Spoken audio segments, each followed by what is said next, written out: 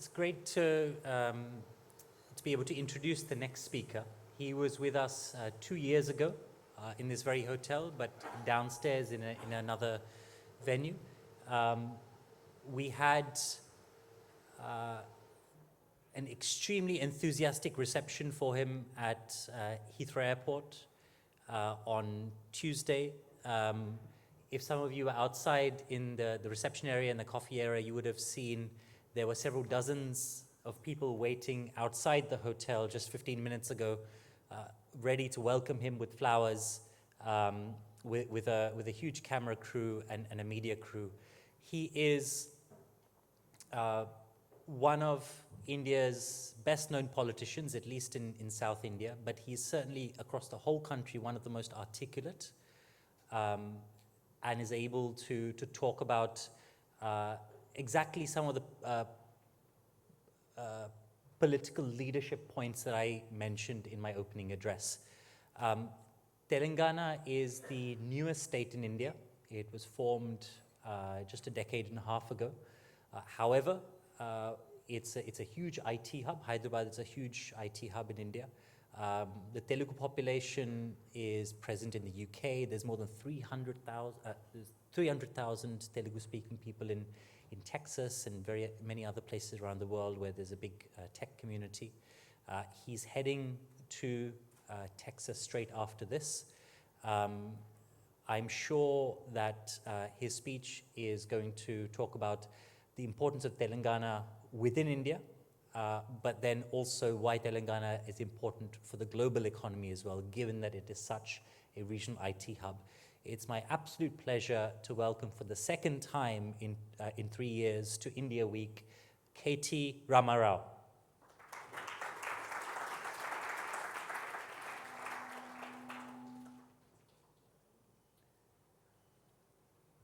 We could have done that a lot more smoothly, but he is on his way.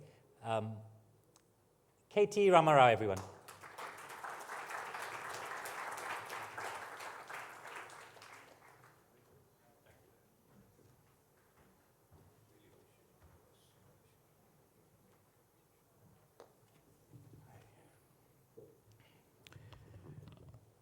Good morning. I thank Pratik, I thank the entire team on inviting me again back to Bridge India.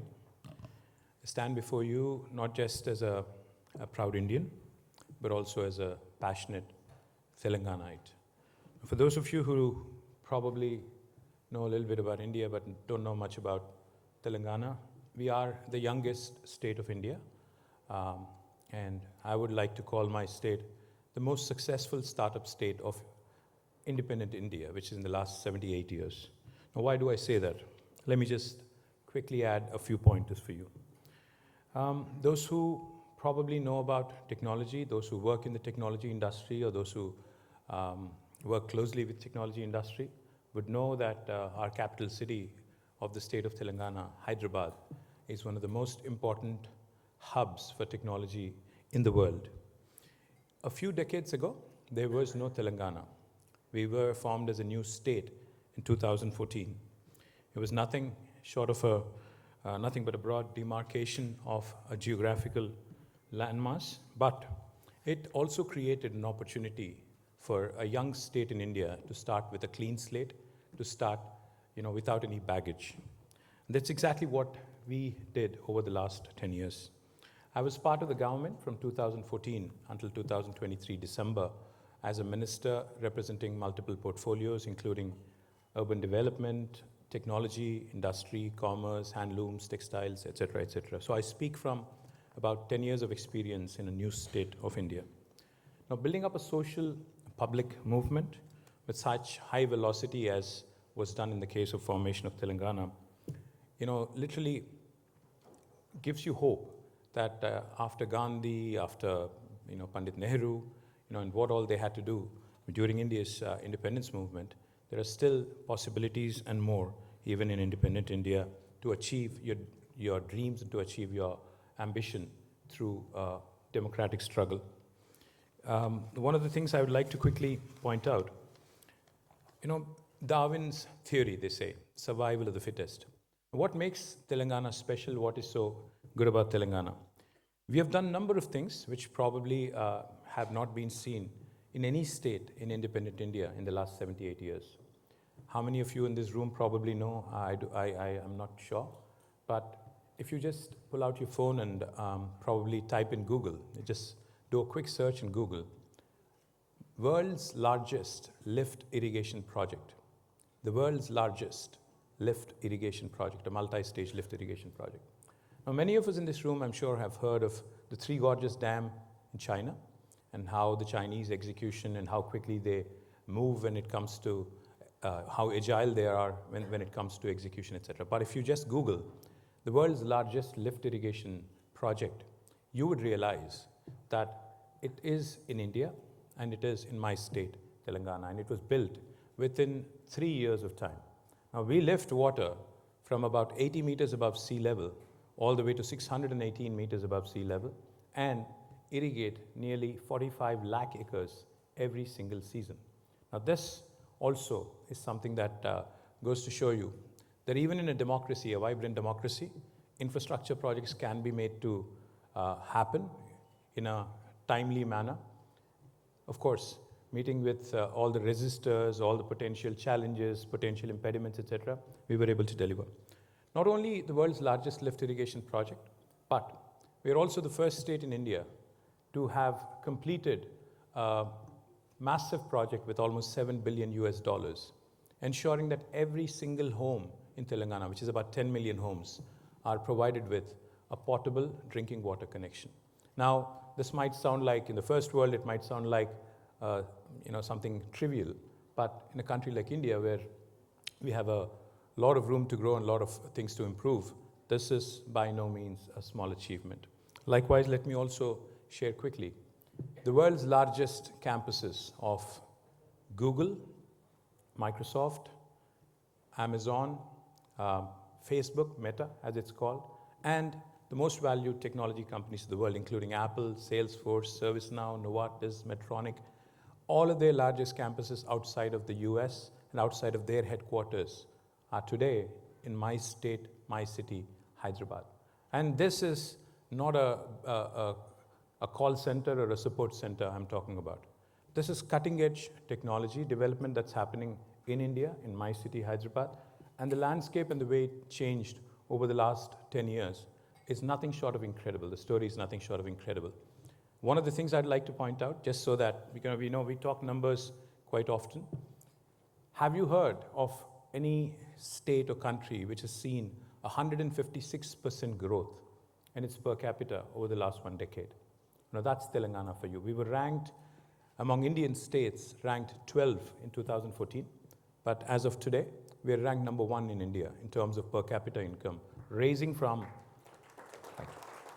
114,000 Indian rupees to now almost 400,000 Indian rupees. Now, this is the kind of progress that has been achieved by a young state in India, which has really dispelled the notion that there are the red tape and the challenges that are typically associated with doing business in India, and also the challenges that are typically associated with ensuring that we deliver.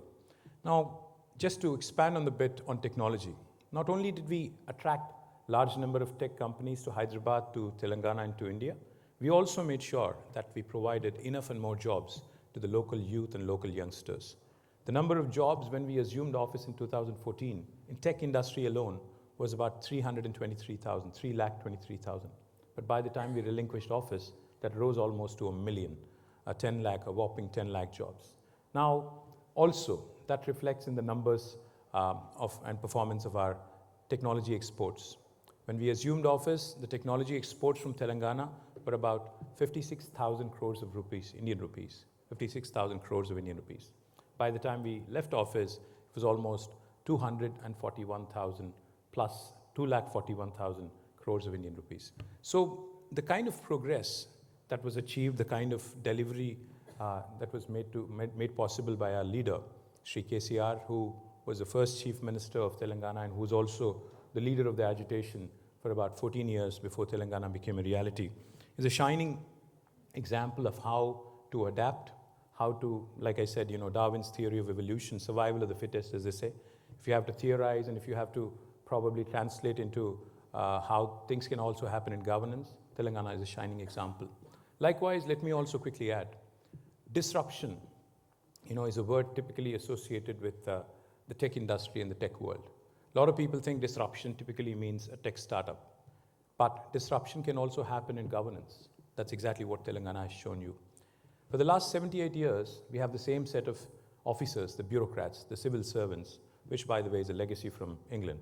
The ICS and the IAS and the IPS and the IFS, the Indian Foreign Service, Administrative Service, Police Service, Fire Service, etc., is a legacy that India had gotten post-independence. The officers have not changed. The red tape, of course, has come down a big time. But in Telangana, we are ranked today as the state with the most ease of doing business in the country, as per Government of India and Niti Aayog. And there is a reason why we have been able to achieve that. The reason being, with the same set of officers, with the same set of people, with the same set of bureaucracy, our leader, Shri KCR, has chosen to disrupt the way we governed and disrupt the way we actually brought out laws and legislations. The first piece of legislation I will talk about quickly is something called as the TS IPAS. Now, the TS IPAS literally it abbreviates for Telangana State Industrial Project Approval Self-Certification System. Anyone in this room, for instance, wanted to launch operations in India, and if you had to choose a state, because India is a very diverse country where everything changes every 100 kilometers. India is a country, for those of you who are not familiar, with 22 official languages and 300 unofficial languages, some of which even do not have a script. And for those of you who are wondering, these 22 official languages actually are as different from one another as are probably English and German and French. So India is a very, very interesting, very, very diverse country. It's more like Europe. It's United States of India with a European sort of composition and a very diverse country. Now, the reason why I say all this is because when you start making investment decisions by drawing simpler comparisons, say, to a large country like China and India, you'd probably be ending up confused. Because China is a country which has got a lot of homogeneity. It's a country where language and a lot of other things are common across the nation. But in India, like I said, everything changes every 100 kilometers. Therefore, it's important to understand the policies of states where you would want to engage, where you would want to set up a base, and where you would possibly want to enter India through. And Telangana, the policy that I just quickly mentioned to you, TS IPAS, is probably the most revolutionary policy, revolutionary law by any Indian government in the last 75 years. What are the salient features? I'll just give you 3.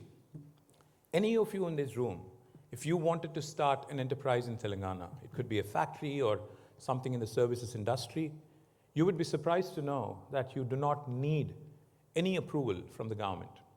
You can hit the ground running. You can actually start on day one with your factory. You don't need the permission of the local municipality or the village panchayat or even the state government.